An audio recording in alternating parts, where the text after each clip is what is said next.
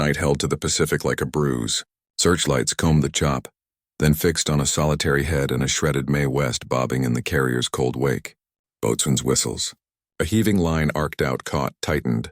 2 blue jackets hauled the man over the rail, salt-slick flight suit, charred gloves, the black reek of avgas and burned cloth clinging to him like a second skin. He did what he'd been trained to do if captured. Lifted trembling hands, eyes down, jaw set for the shot he believed would follow. Floodlights hammered the deck pale, engines idled somewhere forward. The island glowed with red lamps. The air tasted of hot oil and steel. No shot came. A corpsman crouched, steady as a metronome. Easy, easy. A blanket settled on the man's shoulders. Someone pressed a dented tin mug into his raw palms. Steam feathered in the night air. He flinched when the corpsman reached for his wrist, then held still as gauze touched burned skin. Across the deck, an officer's voice cut through the wind. Log the recovery. Secure for transfer. The pilot swallowed, looked up into an unfamiliar kindness, and shivered. To understand how a scene like this was even possible on an American carrier in late 1944, we need to step back to the storm tightening over the Pacific. By the end of 1944, the Pacific had narrowed to a killing ground mapped in circles and bearings. Task forces wrote geometry on water, outer rings of destroyers on radar picket, inner rings of cruisers and screening destroyers, and at the center the carriers, flat, fast and loud factories of organized violence. Dawn to dusk they launched and recovered aluminum swarms. Dusk to dawn they prayed weather and luck would make the night shorter. The Imperial Japanese Navy was bleeding out in slow arithmetic. Fuel, pilots, aircraft, each graph tilting down. Training pipelines that once turned boys into flyers in a year now rushed them through in months. Navigation got shakier. Formations broke on contact. Engines coughed. By autumn, headquarters reached for a solution that wasn't strategy so much as surrender to despair. Special attack orders. The word Toko moved quietly at first, then loudly. Final missions promised as steel prayers. Across the ocean that swallowed distances and reputations, American carrier life ossified into ritual. General quarters at odd hours, the shrill chatter of the 1MC, the catapult officer's flat palm dropping to send a fighter snarling into the wind. Ordnancemen knelt with fuses and belts. Plane captains patted aluminum spines like horses before a race. In the ready rooms, aviators traced routes across charts pocked with grease pencil. Cap sectors, strike initials, tanker orbits. Coffee was black and plentiful. Superstition was too. Between the inner choreography and the outer ring of radars sat the quiet doctrine that explains our night. Plane guard.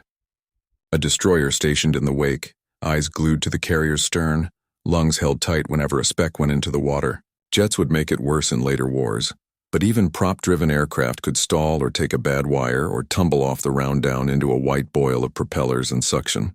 The carrier did not stop. She could not. The job of going back into the wake belonged to the small, fast wolves who followed her scent. And that duty had no footnote limiting it to friends only. SAR, search and rescue, grew up around that duty. Rubber raft kits, heaving lines, block and tackle at the rail.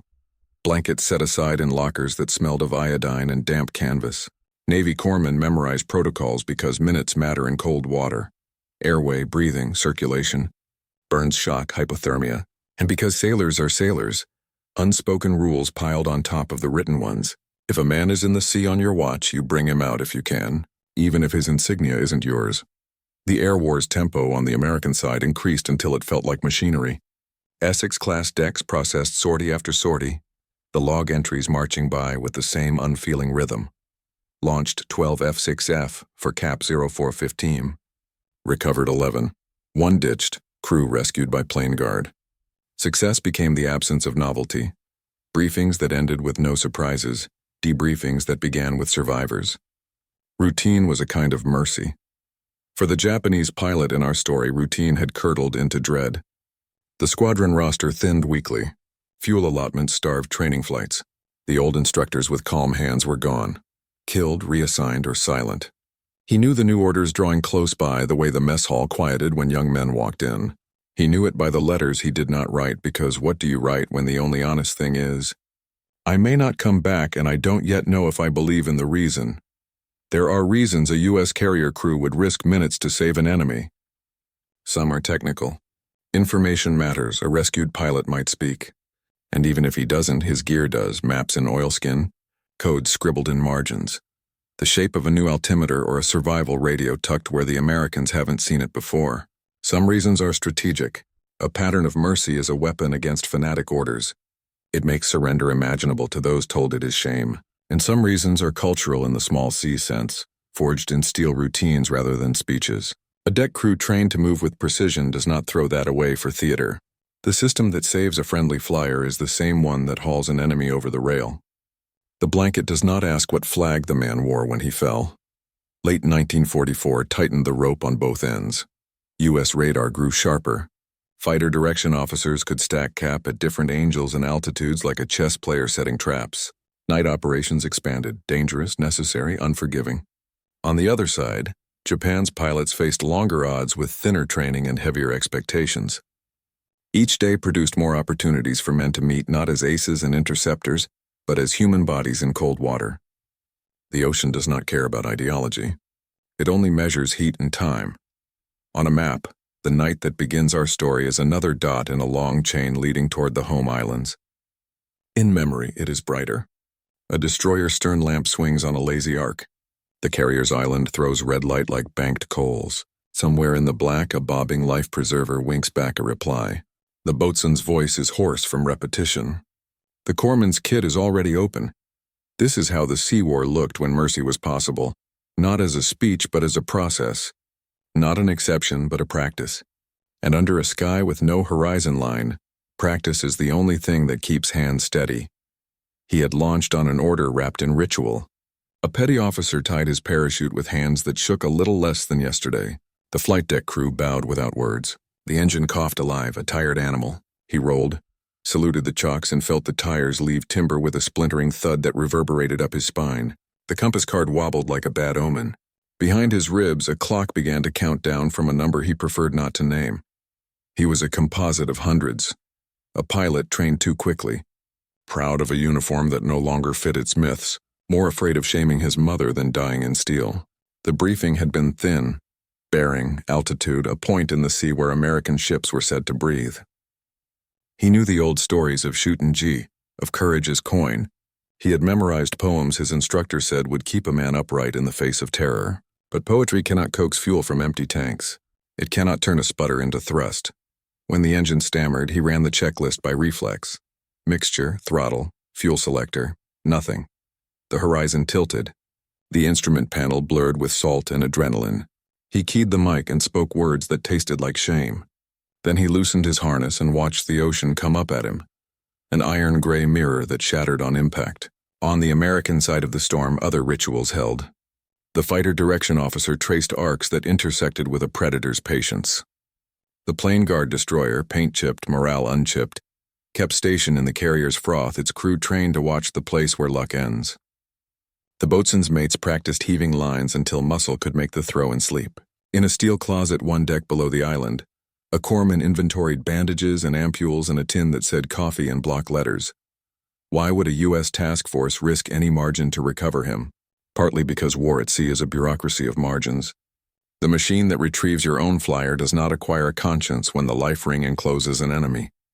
Partly because doctrine had learned, through bitter coastal rescues and downed flyers in earlier theaters, that prisoners rescued from water talk more and hate less.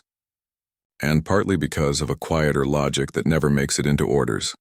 Sailors respect other men who master machines that try to kill them. A pilot is a pilot before he is a nationality. The sea writes that grammar, culture pressed against culture. On one side, a code that called capture worse than death. On the other, a manual that called all bodies in the water a problem to be solved. In Tokyo, the language of surrender calcified into taboo. In Norfolk and San Diego, the language of rescue calcified into checklist. Propaganda sharpened into blades on both shores. But on a wet deck at night, ideology slid off like rain. The crew cared about footing, ropes, and the number of minutes a man could lose before losing everything. He drifted in the black, the cork of his Mae West creaking, breath loud against his hood. He remembered a teacup on a lacquered tray, the steam rising, the way his mother placed the cup just so. He remembered a photo of his father in a workman's kimono, hands broad from carpentry, eyes kind. He remembered telling them he would bring honor home, and he wondered, before thought folded under cold, if honor might mean something else in water. The destroyer found him as if the night had been rehearsed. The first line missed, splashing yards away. The second kissed his shoulder. Hands finished the job. He slid against paint, banged a knee, felt arms lift. The deck smelled like hot rope and men who had run there quickly. Voices rose, foreign, urgent, but not cruel. A blanket fell over him with the weight of a decision already made. On the carrier, the officer of the deck tracked the destroyer's recovery by glimpses and guesses. He trained binoculars toward the wake, saw a shape become a man, become a bundle carried toward a hatch. He marked the log with a rectangle of neat capitals that would outlast them all. Rescued, enemy flyer, transferred to sick bay. The words did not congratulate themselves. They did not need to. The practice honored itself. Shipboard humanity is a specific species. It does not speak in speeches. It speaks in a bosun's pipe and a clean sheet and a mug pressed between burned hands. It speaks in the way a petty officer says, "Easy now," in a tone he uses on his own, and the way a deckhand slides a flight jacket over a stranger's feet because he remembers shivering once. It is pragmatic, unromantic, and therefore durable. In that durability lies its mercy. As the task force steamed on, the pilot's world narrowed to fluorescent light and the corpsman's measured voice. He learned the English for water and pain and sleep. He learned that coffee can be comfort and medicine both. He learned that the men he had been trained to hate were exactly like the men he had flown with. Tired, competent, superstitious, and brave in the ordinary way of showing up to do the job again tomorrow. Two worlds met on that deck. One taught that surrender is a sin, the other taught that rescue is a duty, and neither quite survived the night unchanged. The ocean had made a third world between them, temporary and steel, where rules became lifelines and enemies became patience. From that steel island of exception, the story narrows into faces and choices, into hands that bind wounds and hands that steady mugs, into the angles that define what kind of men keep a ship upright when the wind wants it to lean. He remembered the ritual of strapping in as a kind of prayer, the tug of webbing across the chest, the metal tongue biting home the helmet's leather smell. Now the ritual reversed. Fingers, not his own unfastened buckles, tugged gently at stuck snaps, worked charred gloves from swollen knuckles with the patience of men who have learned that haste breaks more than it mends. Shame arrived first, hot and stubborn. It said, "You failed your squadron. You failed your mother. You failed the story you told yourself about what a man is." But shame lost volume against simpler signals. Cold easing from his bones, steam against his face, the animal hush that follows the first swallow of something warm. The deck was a foreign grammar. Boots thudded in patterns he could not parse, orders clipped and efficient but never cruel. The faces above him were sunburned and young, the kind of tired that speaks of repetition rather than despair. He cataloged details because he needed somewhere to set his thoughts. The nick in a boatswain's whistle, the scuffed edge of a stretcher handle, the way one sailor's wedding band flashed when he shifted grip. He searched those details for hatred and kept not finding it. When an officer crouched and met his eyes, he braced for a ledger, numbers, kills, the arithmetic of blame. Instead, the man asked one question in slow English and patient gesture. "Hurt? Where?" He answered with hands more than words. Pain mapped itself. Care followed the map. In that exchange, hierarchy melted into something flatter and older. One human body, several others helping it to remain a body. He thought of a tea ceremony back home. Precise, respectful, governed by rules that make strangers gentle. The analogy embarrassed him, then steadied him. Perhaps ceremonies at sea and ashore meant the same thing. Dignity performed until it becomes instinct. He did not yet forgive, agree, or surrender anything but the fight to stay angry. The night took that from him with merciful efficiency. On paper, rescue is a paragraph in doctrine. In practice, it is a choreography of risk. A carrier at war cannot loiter. She owes momentum to the formation that keeps her alive. Slowing invites geometry to turn against her. Enemy bearings tighten, submarine solutions ripen, and the airplan buckles. That is why the job of retrieving bodies from the wake belongs to the destroyer that lives in the carrier's shadow. She is small, quick, and disposable in a way no admiral will admit. Plane guard is drilled into muscle. The helmsman reads the big ship's habits the way a coxswain reads river current. The lookouts report what their eyes already know, where a bobbing shape will be a moment from now. The deck gang has its own checklist. Boat falls clear, Jacob's ladder rigged, heaving lines coiled like sleeping snakes. A missed throw means another attempt. An entangled line means a knife, not a second guess. Risk assessment in this moment is not moral. It is mechanical. Sea state, wind over deck, proximity to the carrier's screws, the probability of fouling gear. Each variable adds or subtracts seconds from a clock that runs on breath. Add to that the ambiguity of insignia. In the dark, cloth lies. Only behavior tells truth. A man raising empty hands buys a margin. A man fighting hands that lift him loses it. The crew's professionalism resolves ambiguity faster than rage can. Commanders tolerate rescue because it harvests intelligence as surely as it harvests men. Even when a survivor says nothing, his equipment speaks. A redesigned life raft, a new survival radio, a map's margin notes. And beyond data lies the corrosive effect of mercy on an enemy taught that capture equals cruelty. Every recovered pilot becomes a rumor with a human face. Rumors travel faster than orders and are obeyed more faithfully. Doctrine wrote the first line of this recovery. Habit wrote the second. Conscience, if it entered at all, came later, quiet as a blanket over shaking shoulders. The corpsman's world is a kit, a clock, and a voice that never hurries. He triages by temperature and tremor, by the way pupils hold light. He knows Burns claim territory as surely as armies do, and that the front line is measured in centimeters of skin. He cuts away fabric with a sailor's economy. No wasted motion, no flourish. The stink of Avgus rides every gesture. He talks because silence can turn pain into panic. Easy. Breathe. Good. Words as metronome. Protocol layers over compassion. Airway breathing, circulation. ABCs before everything, even before the urge to apologize for what must hurt. Hypothermia warps judgment. Warm fluids undo that drift. A tin mug becomes a tool, not a prop. Calories, heat, habit. Coffee is a bridge between cultures because the body recognizes it before the mind does. Saline opens a second bridge. Morphine lowers the noise. Sulfa powder turns a weeping surface into a plan. Gauze makes a promise it can keep for only a few hours. But those hours are the difference between infection and recovery. Sick bay is a small republic under fluorescent light. Racks, cabinets, the omnipresent smell of antiseptic. A clock that moves both too slowly and exactly on time. The corpsman's hands are stained by the day but steady. His rank is lowercase until something goes wrong. And then everybody listens. He documents because memory lies under pressure, and because the log will outlast witnesses. Into a neat line he will later write, Enemy aviator received, Burns moderate stable. Transferred AM to APA. The entry is spare on purpose. The caret abbreviates his knot. He will notice that the patient watches the doorway more than the needle, and will ask a sailor to stand where the man can see him.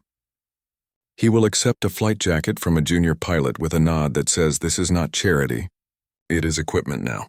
He will not call the patient enemy or friend. He will call him by what the sea made of him, survivor. From stretcher to pillow, from steam to saline, the body returns to itself.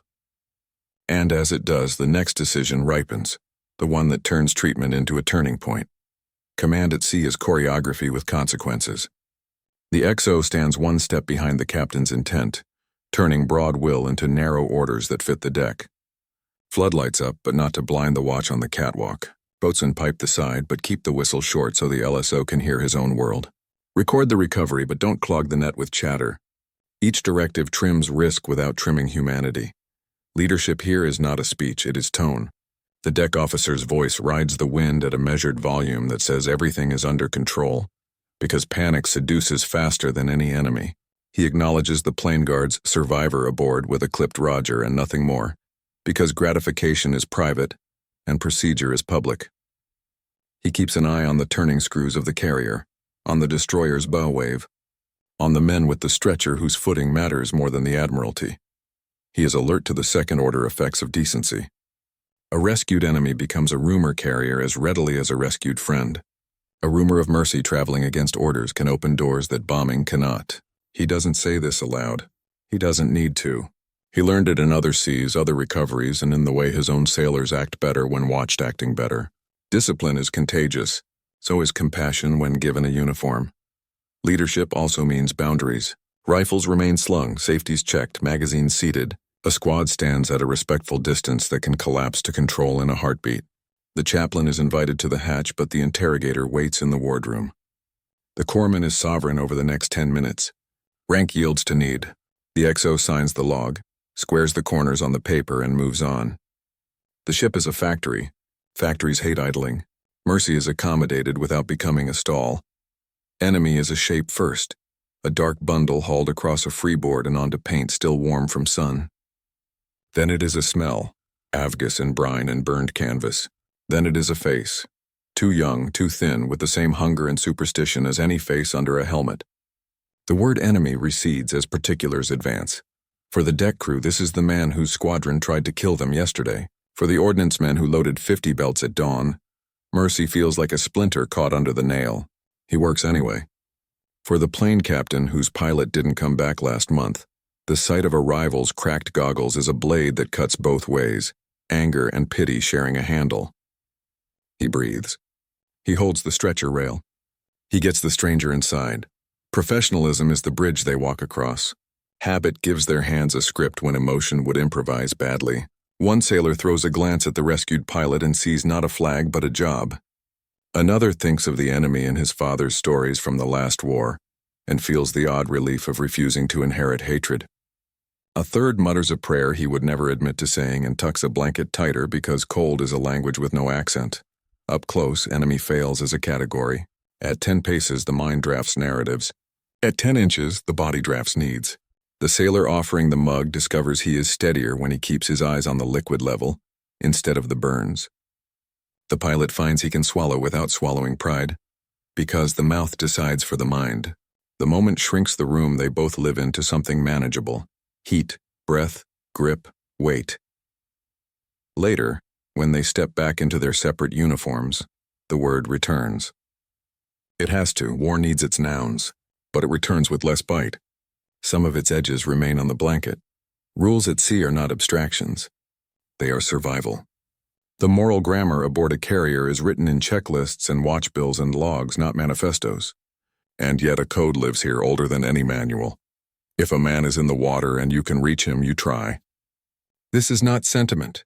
It is recognition of the ocean's indifference, of the common trade in risk that binds pilots and sailors on both sides. The moral weight of rescue lands later, in quiet. In the moment, the choice looks like procedure. Only afterward does it reveal itself as character. A corpsman's apology before debriding a burn. A petty officer's decision to use "sir" once and then never again, because respect is a tool he can afford to lend. An officer's refusal to parade mercy as virtue because virtue scavenges itself when displayed. What the carrier crew enacts is not forgiveness. Forgiveness belongs to the ones who buried friends at sea. What they enact is restraint under discipline, a moral minimum that becomes maximal in its effects. A rescued pilot returns to his unit and corrodes propaganda with his presence. A farmer years from now will hear a story in peacetime and believe a little more readily that enemies can become neighbors. A young sailor will carry forward the memory that he behaved well when no one could have blamed him for not doing so. The Geneva Convention exists in law. On a steel deck it exists in habit. Habit performed long enough becomes culture. Culture, tested under pressure, becomes proof. The proof tonight is a line in a log and a man made warmer by strangers. The proof tomorrow might be a decision not to die unnecessarily, because a rumor of mercy found purchase where oath could not. In a war famous for spectacular violence, the quiet morality of rescue is unspectacular by design. It is not weakness. It is the strength to keep your hands from shaking in the one direction they most want to go. From these angles, leadership keeping order, sailors meeting the enemy at human range, rules turning into a practiced mercy, the story tightens to its hinge. The decisive moment does not explode. It settles. A mug steadied, a bandage tied, a log signed, and a survivor who expected a pistol learns the shape of a different instrument. The hangar deck hatch coughed him into hard light. Metal sang underfoot. Air hammered with the carrier's mechanical heartbeat. Voices braided into a rope strong enough to pull a man through shock. Make a hole coming through, watch that corner, mind the hose. The stretcher floated on forearms and calluses. then settled onto sawhorses improvised into a table. A petty officer snapped open a clipboard with the reverence other men reserved for prayer books. The pilot kept his hands where they could be seen. Training had written that reflex into him as deeply as any hymn. He expected the inspection to become interrogation, the interrogation to become sentence. A rifle could appear here as easily as a wrench. He watched a pair of Marines fan out to either side, weapons carried low, muzzles quiet but present. The punctuation at the end of every line. The corpsman cut. Fabric gave with a sound like wet paper. The gloves peeled away in damp turns, taking skin flakes and ash and the last dignity of pretending he could still clench a fist.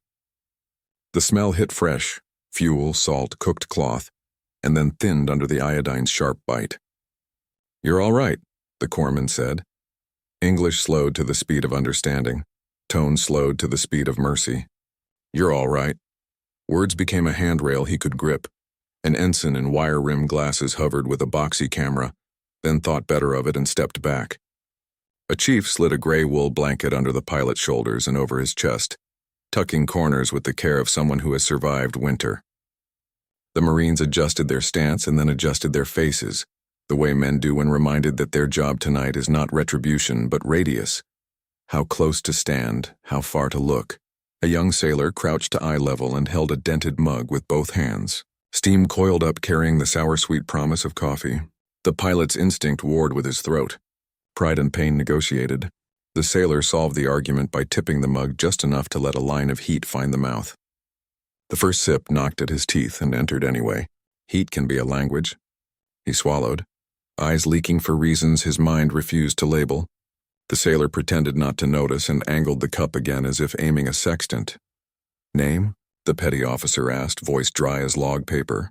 The pilot fumbled his own. The petty officer tried it twice, approximated it without malice, and wrote it down with a neat hand that could have belonged to any country schoolteacher. The next line read nationality. The petty officer didn't hesitate writing it.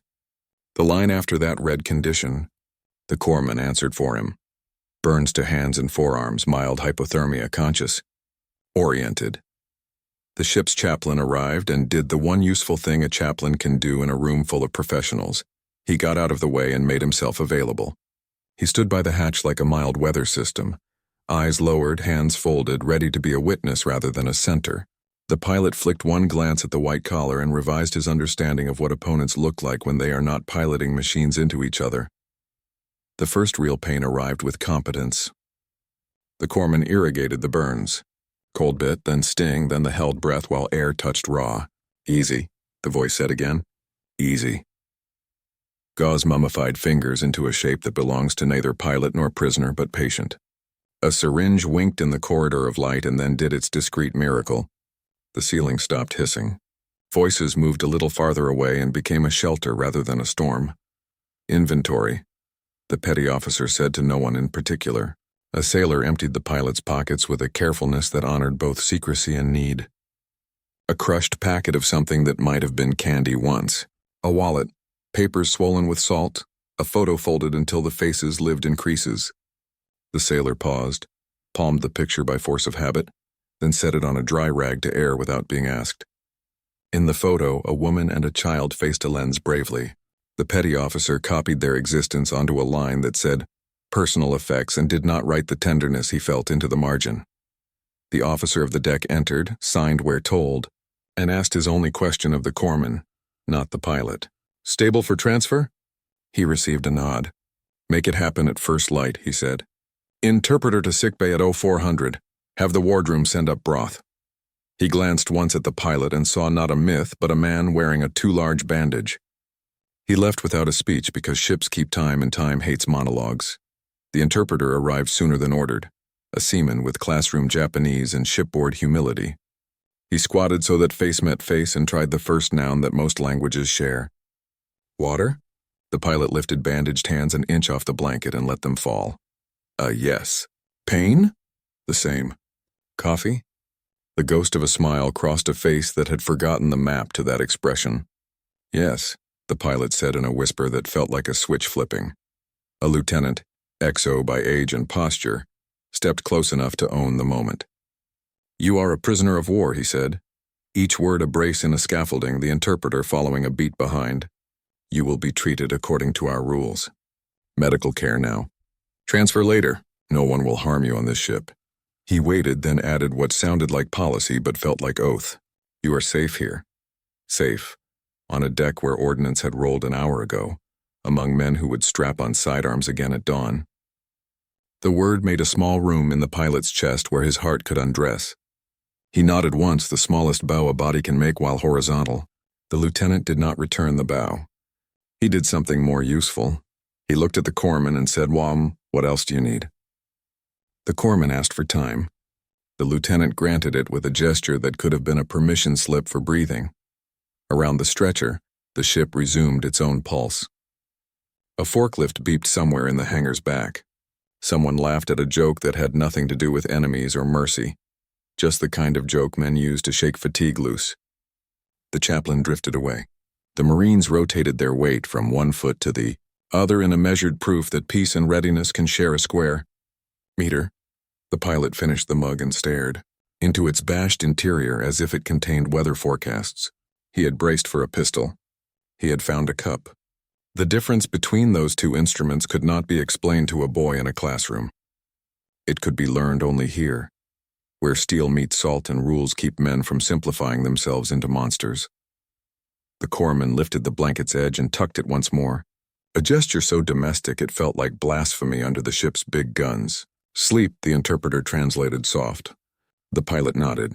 The mug clicked down onto the deck with a noise that ached of home. Somewhere above on the island, a yeoman drew a line through a log entry and added 2 words that would wrinkle history, only if someone looked closely. No incident. He closed his eyes. The ship carried him and the night stopped arguing. Sickbay was a narrow country with bright borders, stainless trays, green curtains, a clock with a second hand that ticked loud enough to be trustworthy. The corridor outside hummed with a carrier's sleepless arithmetic. Inside, voices shifted down a register as if the room itself enforced courtesy. They slid the stretcher to a cot. The corpsman, same steady metronome, checked pupils, pulse, temperature. Hold that, he told a sailor who became a statue with a bag of saline raised to a measured height. The interpreter hovered close enough to catch words and far enough not to become equipment. The pilot's bandaged hands lay on the blanket like small white animals that had surrendered. Light bled through canvas and made the gauze glow. The corpsman loosened a wrap to inspect the edges. Clean margins. Good, he murmured. And the interpreter, unsure how to carry such small comfort across a language, carried the shape instead. Good, he said. Clean. The pilot nodded as if someone had introduced him to a cousin he might learn to like. The air had the antiseptic bite of order. Instruments gleamed with the vanity of things well kept. Labels faced outward. Caps clicked shut. The floor wore its own reflection. The ship's roll translated into a gentle sway that kept time with breath.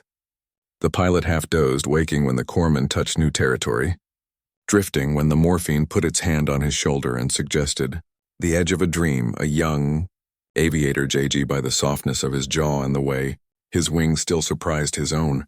Chest appeared at the hatch with a flight jacket folded square. He looked at the corpsman, then at the XO who had materialized like a shadow with rank. The XO's chin gave the permission the mouth didn't. The jacket went over the pilot's feet with a care that felt embarrassingly intimate to everyone in the room. The fabric carried flight deck weather in it, sun, salt, a ghost of hydraulic oil, and something else the pilot recognized without deciding to, the warmth of another human's recent life. Broth, the wardroom steward announced softly, and a mug arrived that smelled like patience and salt. The interpreter found the word he'd learned first. Hot.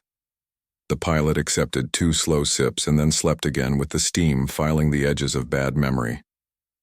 Records kept pace with mercy. In the wardroom above, a yeoman took a form from a file that had already learned his handwriting and typed, "Enemy airman recovered by PCDD at 2310. Condition, stable. To be transferred first light to APA for rear area hospital." He added nothing about coffee, jackets, or jokes that did not survive the door frame. Procedure rarely records the music that keeps men stepping in time. At Oro 340, the interpreter came back with a notebook frayed by diligent study. He knelt to eye level and built a bridge out of nouns. Pain. The pilot lifted his hands slightly, then lowered them, a half shrug that meant tolerable. Name? The name came soft, a stone placed in a palm. Family? The pilot's mouth made two shapes, mother-sister, and the interpreter, who had a mother and a sister, did not ask for more. He only wrote alive, with a question mark, and let the question rest in the air like incense. A chaplain returned, asked nothing, and left a folded card on the side table. It held no sermon, only a psalm translated into the language of the ship. The sea is big and men are small, and help is a good thing. He had written it himself, against regulation and maybe because of it. At 0400 the ship changed shift. Boots whispered in new directions above. In sickbay the corpsman updated the chart, then leaned back against a cabinet and let his shoulders sag for the first time. "You good?" the XO asked. "I've had worse nights." The answer covered cities. "How long to transfer?" the XO added. "Dawn," the corpsman said. "Let's not jolt him before we have daylight." The XO nodded. He looked at the pilot, at the neat geometry of bandage and blanket, at the borrowed jacket, at the mug on the tray with a coffee ring knitting itself dry. He had seen bodies leave his deck under flags. Tonight one would leave under promise. The interpreter risked one more word. "Safe," and he said, not as a question this time, but as a verb conjugated into the room. The pilot's eyes cleared enough to make contact and hold it. He did not bow. He did not smile. He did a smaller thing. His breath lengthened to the pace of a man who has decided to keep it. Dawn unstitched the black outside. The ship's loudspeaker murmured the day's first commands in a voice that always sounded like the same man, even when it wasn't. A boatswain piped. Somewhere forward, the baker cursed a tray that had shifted wrong and would now produce lopsided canyons of bread. Routine took back what the night had borrowed. 2 Marines arrived. Same faces, same distance, a correctness that had turned into courtesy. The stretcher came under the pilot again like a decision. The jacket stayed with him. No one asked for it back. The corpsman's last act before the curtain slid aside was small and priestly. He adjusted a corner of gauze that had surrendered one loop to gravity. The pilot caught the gesture, and its domesticity rearranged something fundamental in him. On the hangar deck, blue light pooled in slicks where the night watch had hosed down fuel. Forklifts beeped in contrition. A winch groaned, testing its first syllable. Sailors with salt still in their hair from the rescue stood a fraction taller when the stretcher passed, as if their spines remembered the heave and wished to show they could do it again. No one saluted. Salute here would have been theater. They let the quiet shape the corridor. They moved him through air that smelled of paint and morning and out to the waiting boat cradle, where a bosun with hands like knots supervised with tenderness disguised as impatience. "Easy with that fall," he barked, which meant be careful with our passenger. The cradle dipped, rose, kissed the deck of the craft below, and the stretcher slid into new hands that spoke the same language at a different pitch. The pilot turned his head once, a slow sweep that found the island, the stacked antennas, the pennant behaving like a creature that knows the weather before men do. He had feared this silhouette in drawings and nightmares. It looked different up close. Less like a monster, more like a city that woke early and worked late, a place where rules held back the night. "Ready?" someone called. The line handlers answered. The XO watched until the boat fell clear and then, without flourish, took out his pencil and drew the tiniest square on his copy of the deck log next to the entry that recorded the night. It was not a signature. It was a private mark meaning, "This went right."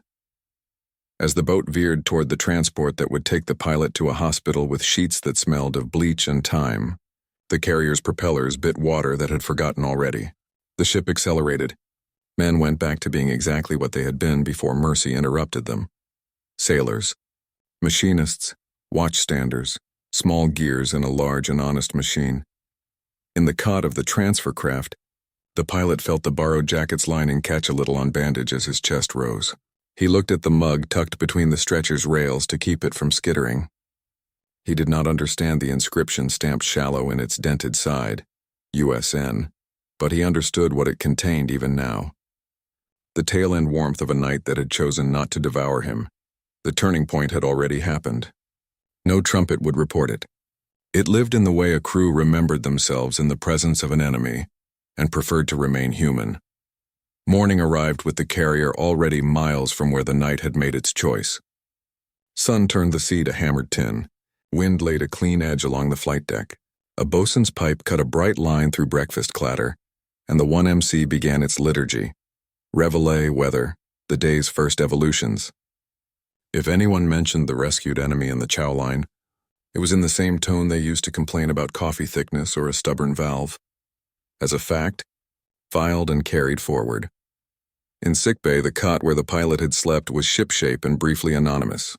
Sheet tight, pillow squared, a dark ring where a mug had stood like the shadow of warmth. The corpsman wiped the last iodine smear from a tray and logged the night with the same neat posture he used on worse days. He paused once, thumb resting on the paper's edge, then closed the chart with a quiet respect reserved for jobs that went right because men did what they were trained to do. On the transport, gray, blunt maternal, the pilot woke to a gentler pitch. The engine note was lower, the smells less sharp. Starch, paint, a hint of oranges from someone's hoarded ration. A nurse checked his bandages and made a face that meant clean enough. She replaced a gauze pad with the efficiency of someone who has done this in storms. The interpreter from the carrier had not transferred with him. Another petty officer with a phrase book stood by and tried nouns until one fit. Hungry? The pilot considered the word the way you test a floorboard. He nodded. A bowl arrived. Rice from the ship's stores that pretended at home and did not quite make it, but did enough. On deck, a signalman raised flags to the morning's gossiping wind. In a wardroom that smelled of coffee and pencil shavings, a yeoman typed yesterday's page into permanence. The entry that mattered to our story took one line and no adjectives. A junior officer stapled the page to its brethren and moved on to a memo about paint allotments. The war did not pause to admire its better moments. It barely acknowledged them, which is perhaps how they stayed honest. By mid-morning, the pilot had learned the ship's small map, sickbay head, a porthole by a corridor bend where you could see a strip of glittering sea and, sometimes, the shadow of a gull like a blessing that didn't need to be named. He learned the rhythm of watches by the footsteps and the chuckles. He learned that if he stood too quickly, the room would tilt, morphine's shy return. He learned the English for thank you and used it with a seriousness that made sailors smile and nod and keep moving. An officer visited with a notepad and a decent apology. This was the interrogation the pilot had braced for and found delayed, softened by linen and broth.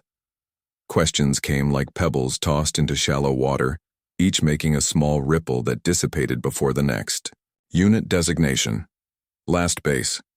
Aircraft type. The officer did not press the edges that bled. He recognized the look that means later. He promised a letter form. He did not promise delivery, but he promised the attempt, which is what honest men do in war. The pilot wrote that letter in careful script. Mother, sister, a few words about health, none about shame, one about mercy so general it could pass any censor. I was rescued from the sea. I am being cared for. I will live. He stared at the line and recognized it as treason to despair. He kept it anyway. As the sun climbed, the transport drew a beam of an amphibious ship marked by the graffiti of hard use and humor. The transfer proceeded with a competence that bored the men performing it. Winches, lines, stanchions, the thump of boot to deck. The pilot traveled again, now inside a smaller world where every face belonged to the same tribe of routine. The jacket over his feet stayed. No one had signed for it. Items like that leave inventory and enter story.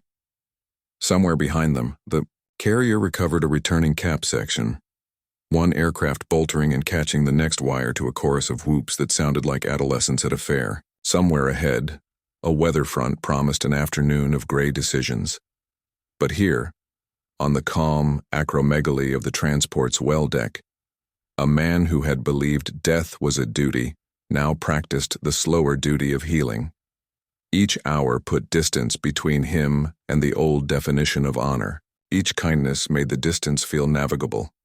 He dozed again. When he woke, a steward had placed by his bunk a tin mug washed clean and set upside down to dry. He turned it over and looked at its dented rim, as if a map might be stamped into. The metal that told him how to live with what he now knew. There was no map. There was the taste that lingered anyway, and the memory of hands that did not shake when they could have.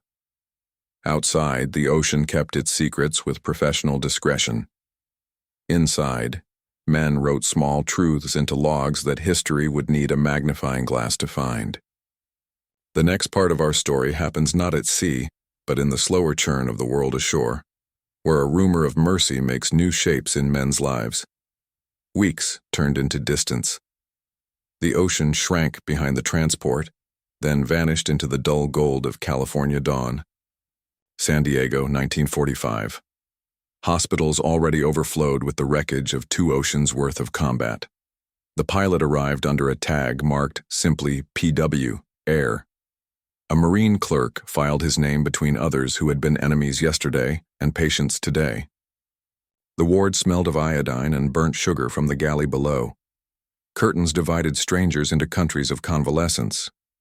One bed held an Italian seaman from Anzio, another a German submariner who spoke no English but sang low lullabies in his sleep. The Japanese pilot found himself among them. One more man translated into pulse and chart. His burns healed without infection. His fever broke. His hair began to grow back over the edges of the bandages. Nurses noted improvement in blue ink that looked like forgiveness. Sometimes he dreamed of his squadron, of the white headbands, the rising sun painted on wings, the sermons about honor. In waking hours, Honor now looked like the nurse adjusting his IV line with the patience of a gardener. The world he'd been built for fame through flame had ended somewhere over the sea. This new world demanded only endurance and manners. A chaplain visited once a week. He didn't preach. He asked about pain levels and sleep. When the pilot said, "Dreams bad?" the chaplain nodded as if confessing to the same. He left a book with no pictures and a pressed flower between pages. Later, when the pilot turned to that page, the scent, faint, dry, still alive, made him close his eyes. There are languages that need no grammar. Letters began to find him through the Red Cross lattice of mail routes. His mother's handwriting, the formal phrases of relief threaded with superstition. You are alive. The neighbors pray. The temple bell rang for you. He wrote back on plain stationery issued by the U.S. Navy Hospital Administration. I live. I was treated well. Do not hate them. They are people. He knew some censor would read it. He hoped they would.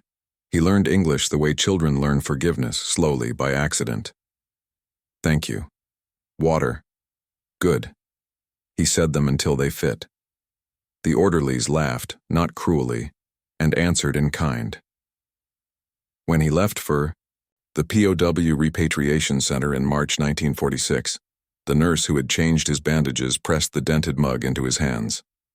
Souvenir, she said. Don't tell supply. The rim still bore the same nick his teeth had touched that night on the carrier. He held it like a relic of another religion. Repatriation was bureaucracy disguised as mercy.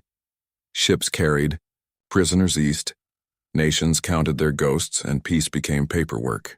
In Tokyo Bay, the pilot stepped ashore thinner, older, and unsure of how to walk without orders. The city was a geometry of ruin.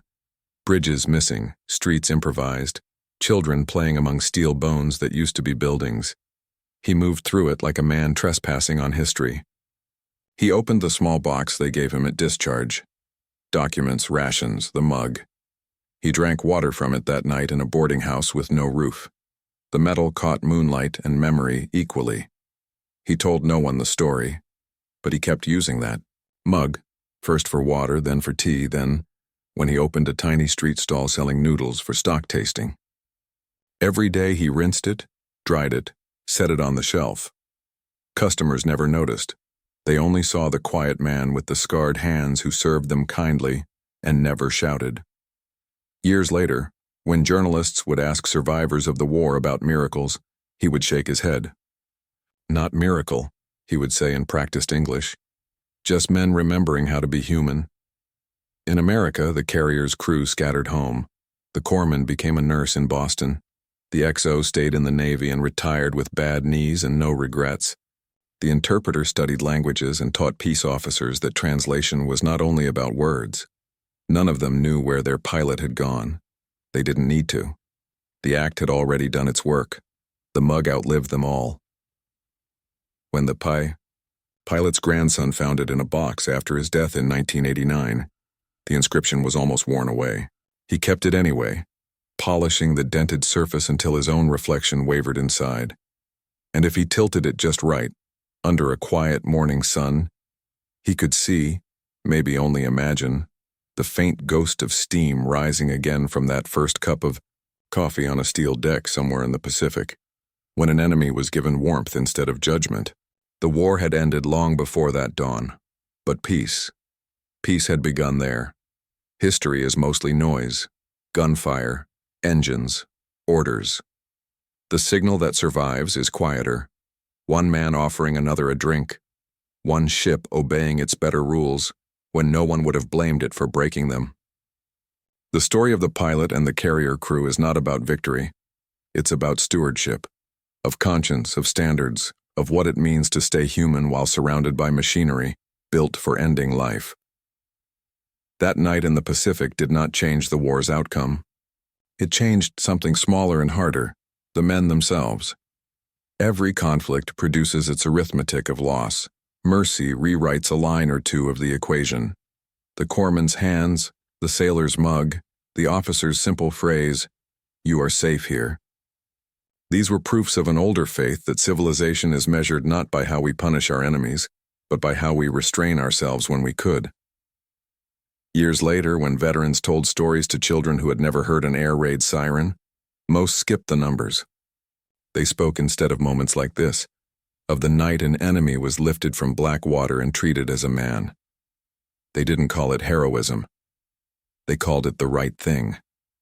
The right thing done once can echo for decades. The pilot never forgot the warmth that came before understanding. The sailors never forgot that discipline had room for decency.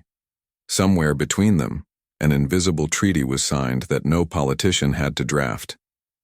80 years later, the ocean still keeps its indifference, and carriers still carve their white wakes through it. But on every deck and every wardroom there remains the faint inheritance of that night, the expectation that we can be strong without cruelty, vigilant without hate.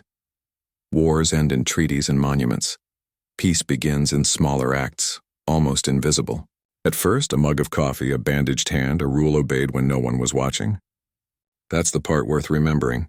Subscribe for more true stories that remind us of what it means to be human, even in the darkest of times.